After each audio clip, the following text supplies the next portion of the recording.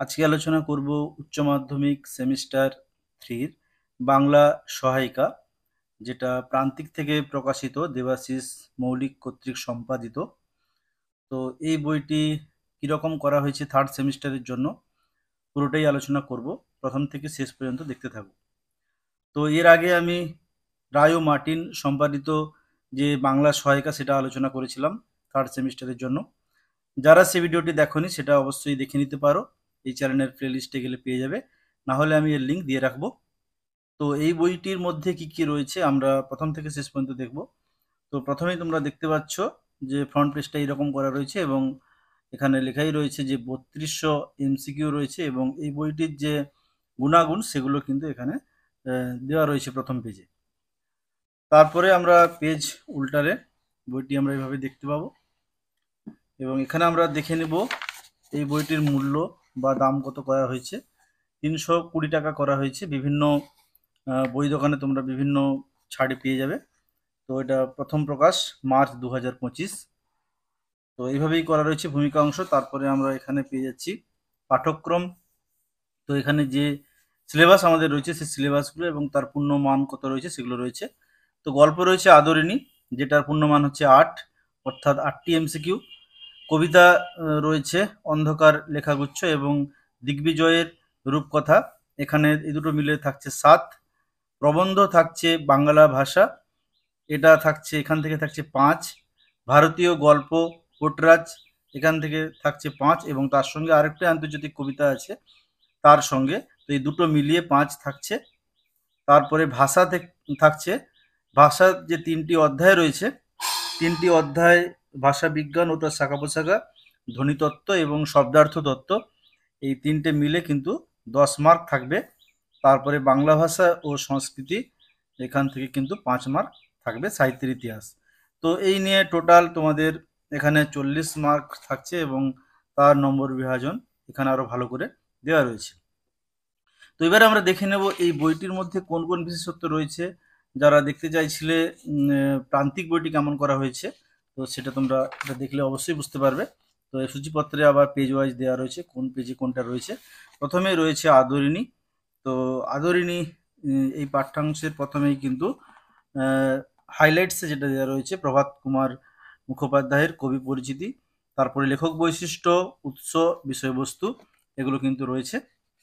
এরপরে আমরা পেজ উল্টালে পাচ্ছি লেখক পরিচিতি, একদম ডিটেলস আলোচনা, কারণ এমসিকিউ যেহেতু হবে আমাদের সবটাই ভালো করে পড়তে হবে।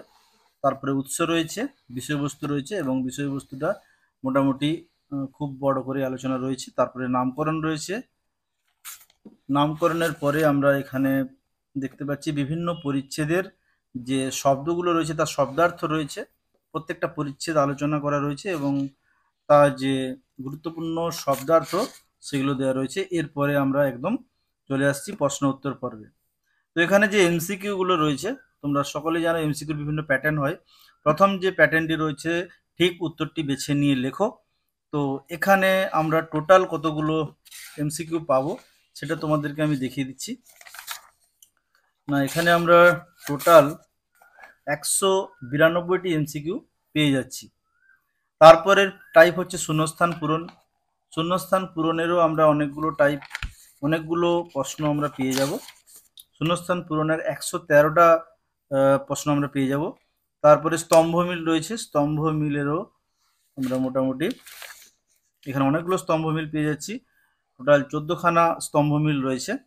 তারপরে বিবৃতি ও কারণ, এখান থেকে আমরা পেয়ে যাচ্ছি প্রায় 10টি প্রশ্ন আমরা এখানে পেয়ে যাচ্ছি।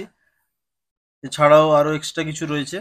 তারপরে প্রদত্ত চিত্র চার্ট, আমরা ডায়াগ্রাম যেগুলো হয় সেগুলো আমরা পাচ্ছি, এখানে টোটাল 7খানা ডায়াগ্রাম আমরা পেয়ে যাচ্ছি। তারপরে সঠিক ঘটনা বেছে নিয়ে লেখো, এই টাইপটায়ও আমরা প্রশ্ন পেয়ে যাচ্ছি অনেকগুলো, মোটামুটি 17খানা প্রশ্ন এখানে আমরা পেয়ে যাচ্ছি। সত্য মিথ্যা সঠিক বিকল্প যেটা রয়েছে যে টাইপটা, সেখান থেকে আমরা 14খানা পেয়ে যাচ্ছি। তারপরে অনুচ্ছেদ পড়ে সঠিক উত্তর নির্বাচন করো যে টাইপ রয়েছে, সেখান থেকে আমরা 6টা প্রশ্ন পেয়ে যাচ্ছি। তো এই রকমভাবে আলোচনা করা রয়েছে 7-8 রকম বা তারও বেশি টাইপ এখানে আলোচনা করা রয়েছে। তো এইভাবে কিন্তু প্রত্যেকটা পিস আলোচনা রয়েছে। আমি প্রত্যেকটা পিস দেখাচ্ছি না, একটা দেখালাম। এইভাবেই কিন্তু প্রত্যেকটা পিসের আলোচনা তোমরা পেয়ে যাবে। তো এবার একটু অন্য কিছু দেখব, সেটা হচ্ছে তোমাদের যে ব্যাকরণ অংশ যেটা করা রয়েছে সেটা আমরা একটু দেখব। ভাষা বিজ্ঞান যেটা তোমাদের রয়েছে, ভাষা বিজ্ঞান ও তার শাখা প্রশাখা যেটা রয়েছে, সেখানে আমরা দেখতে পাচ্ছি এখানে গুরুত্বপূর্ণ কিছু ভাষা বিজ্ঞান সম্পর্কিত এবং তার শাখা প্রশাখা সংক্রান্ত যে বিষয়গুলো আছে সেগুলো কিন্তু এখানে দেওয়া রয়েছে। তো আলোচনা সেভাবে নেই, কিন্তু গুরুত্বপূর্ণ জিনিসগুলো দেওয়া রয়েছে। আমরা রায়মার্টিনও দেখছিলাম, সেখানেও কিন্তু এভাবেই কিন্তু ছিল, খুব একটা আলোচনা ছিল না। এখানেও ঠিক সেভাবেই কিন্তু করা রয়েছে, তারপরে একদম এমসিকিউতে চলে যাওয়া হয়েছে। তো এখানে যদি আলোচনা একটু থাকতো মনে হয় ভালো হতো।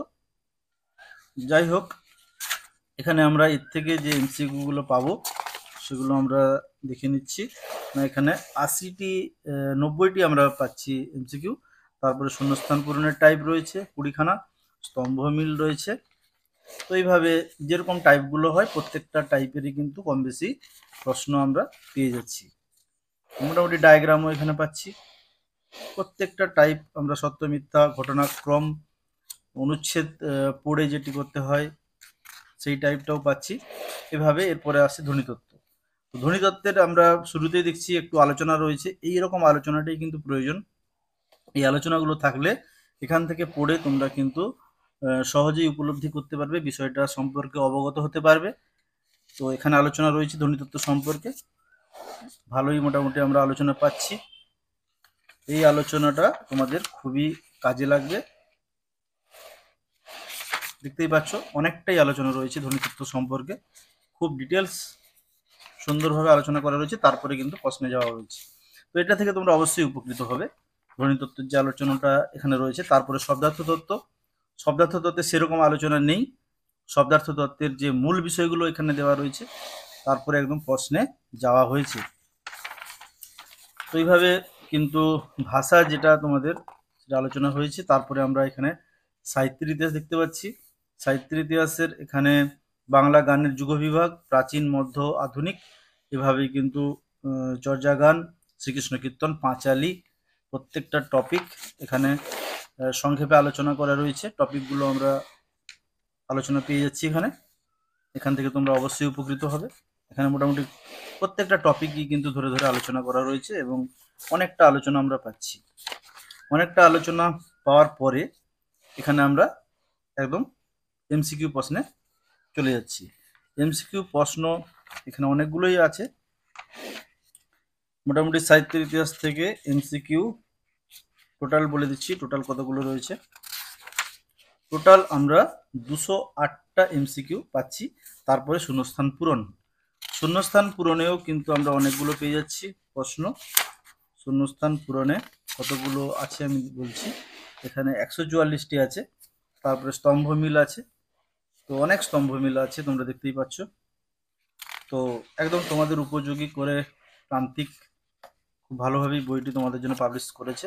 এবং ডায়াগ্রামও আমরা অনেক পেয়ে যাচ্ছি, ডায়াগ্রাম দেখতেই পাচ্ছ, অজস্র ডায়াগ্রাম আছে যার দ্বারা তোমরা উপকৃত হবে। যেহেতু তোমাদের বোর্ডের পরীক্ষা এটা, তাই তোমাদের বেশি বেশি করে প্র্যাকটিস করতে হবে। ঘটনাক্রমও রয়েছে, সত্য মিথ্যা রয়েছে। তো এভাবে কিন্তু অনেকটা আলোচনা এখানে আমরা পেয়ে যাচ্ছি। তো যাই হোক, এগুলো আলোচনা রয়েছে, ডিটেলস যাচ্ছে না। আর একটা গুরুত্বপূর্ণ জিনিস তোমাদেরকে দেখাবো, তোমাদের ক্ষেত্রে খুবই উপযোগী, সেটা হচ্ছে সংসদ নমুনা প্রশ্নপত্র বা যে সেটগুলো তোমাদের পড়ে সেগুলো কেমন হয়। তো সংসদ নমুনা যে প্রশ্নের একটি সেট আমরা দেখতে পাচ্ছি, এটি তোমাদের জন্য খুবই গুরুত্বপূর্ণ। প্রত্যেকটি সহায়িকা বইয়ে কম বেশি থাকে, রায়মার্টিনেও ছিল, এখানেও আছে। তো এখানে আমরা এই সংসদ নমুনা প্রশ্নপত্র পাওয়ার পরে নমুনা প্রশ্নপত্র সেট 1, তারপরে আমরা দেখব কটি সেট আছে। তারপরে এখানে প্রশ্নপত্র সেট 2 এবং সেট 3, নমুনা প্রশ্নপত্র সেট 3। তো সংসদ আর নমুনা মিলে মোট 4টি আমরা সেট পাচ্ছি, যার দ্বারা তোমরা সহজেই উপকৃত হবে। তো প্রান্তিক সম্পাদিত আরও কিছু বিষয়ের যে বইগুলো হয় সেগুলো সম্পর্কে একটু দেখিয়ে দিচ্ছি। তো এইভাবেই কিন্তু তোমাদের বইটা করা রয়েছে তোমাদের জন্য। তো আশা করছি এই রিভিউ তোমাদের ভালো লাগলো।